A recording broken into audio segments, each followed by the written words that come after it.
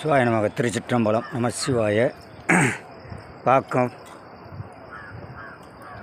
நம்ம விழுப்புரம் மாவட்டம் செஞ்சி வட்டம் பாக்கம் கிராமத்தில் விடாமழை பெஞ்சதுனால இந்த நந்தலங்கால்வாவில் எவ்வளோ தண்ணி போய்கிட்டு இருக்கு பாருங்கள். தண்ணியே இல்லாமல் இருந்த இடம் இன்றைக்கி எவ்வளோ தண்ணி போய்கிட்டு இருக்கு பாருங்கள். இதுதான் அந்த மலை. சரிங்களா ஐயா? பாருங்கள் எவ்வளோ தண்ணி போயிட்டுருக்கு பாருங்கள். இந்த பிரிட்ஜுக்கு மேலே நிற்கிற எங்கன்னாக்கா நம்ம பாக்கம் ஆத்மநாதர் ஆலயத்துக்கு முன்பாக ஒரு பிரிட்ஜு ஒன்று மேம்பாலம் இருக்குது. அந்த பாலத்திலேருந்து நான் இந்த லைவாக எடுத்துகிட்ருக்கேன் வீடியோ. பாருங்கள், இதுதான் மலை. இங்கே தான் சாமி இருக்கிறார். இதுக்கு கீழே தான் ஆத்மநாதர். மேலே நீலகிரி தாய் இருக்குது. கீழே விஷ்ணு துர்க்கை அம்மன் இருக்குது. பாருங்கள், அந்த போகிற வழி, ஆலயத்துக்கு போகிற வழியில் எவ்வளோ தண்ணி வந்துக்கிட்டு இருக்குது பாருங்கள்.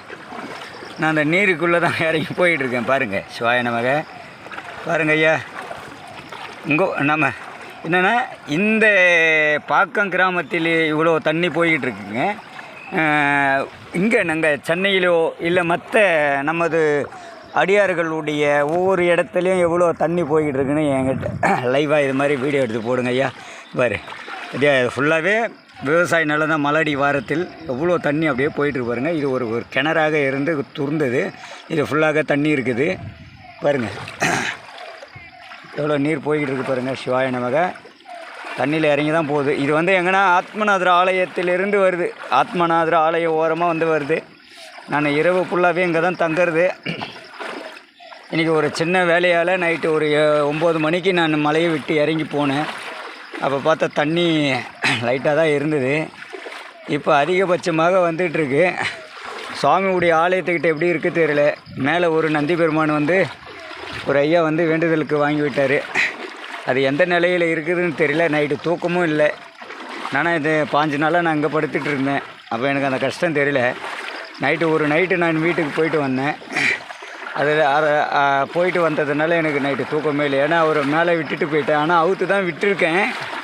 ஆனால் இருந்தாலும் தண்ணி ஏன்னா உள்ளே வந்துதா அப்படின்னு எனக்குள்ளே ஒரு மன கஷ்டம். அதனால தான் எழுந்து அப்படியே வந்துக்கிட்டு இருக்கேன். பார்த்தா மழை பெஞ்சிக்கிட்டு தான் இருக்குது.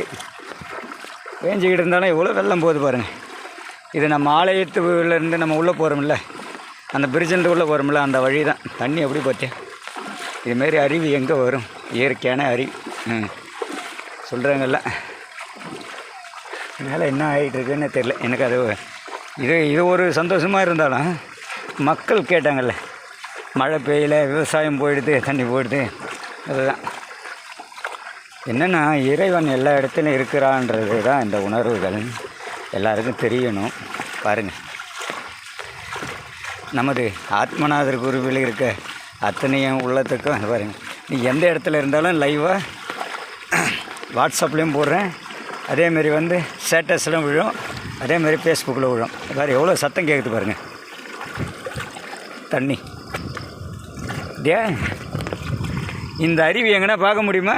பணம் கொடுத்து நீ பார்க்கணும். பணம் கொடுக்காமல் இயற்கையாகவே பார்க்கலாம். எங்கன்னா நம்ம ஆத்மநாதர் ஆலயத்துக்கிட்ட தான் பாருங்க. இந்த அருவி இது விநாயகர் கோவில். டே சிவாய நமக. இந்த இடத்துல தான் நம்ம குளிக்க போகிறோம்.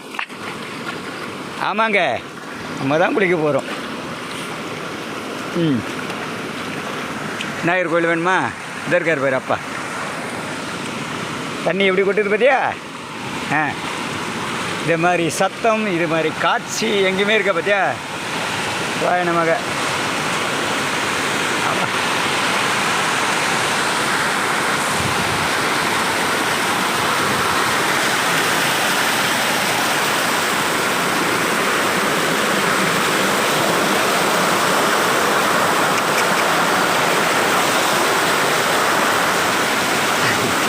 இது ஆத்மநாதர் ஆலயத்துக்கு போகிற வழி ஐயா. பாருங்க ஐயா, ஆத்மநாதருக்கு கோவிலுக்கு போகிற செல்லும் வழி எந்த நிலையில் இருக்குது பார்த்தா? எவ்வளோ வெள்ளம் எப்படி பிறகு இருப்பார் பார்க்கணும் நீங்களாம்.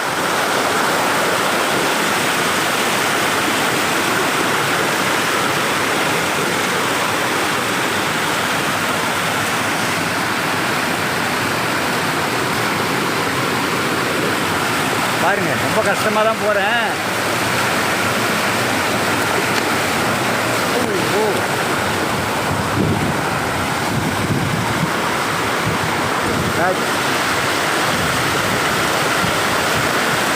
பேட்டரி வச்சுங்கிறது மறந்துட்டேன். நமக்கு காய்ச்சி வச்சுருந்தேன் ஐயா.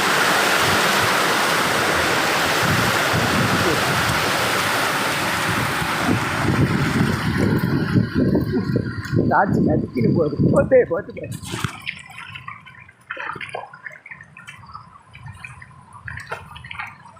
காய்ச்சி நடுக்கி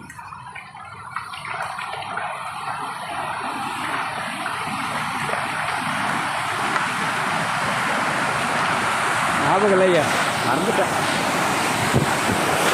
வீடியோ கொஞ்சம் வேகமாக போயிருக்கோம்.